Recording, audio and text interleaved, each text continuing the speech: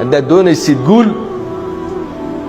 guushu waxay u baahan tahay dadaal, waxay u baahan tahay rafaad, waxay u baahan tahay inaad guntiga dhexda ka xidhatid, inaad ogaatid maalimaha nolosha adduunku waa maalimo kooban.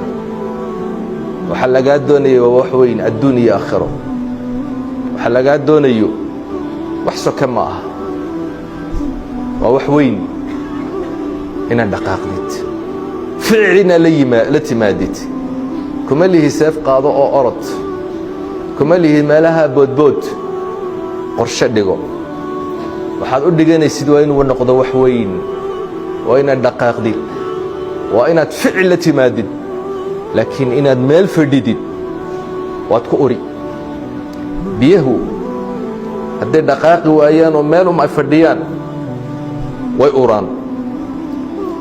shimbirka quruxda bana ee bulbulka la yidhaahdo waxay yidhaahdaan haddii la xidho qafas oo shimbir qurux badan, laakiin meel baa lagu xidhay wuu dhimanayaa.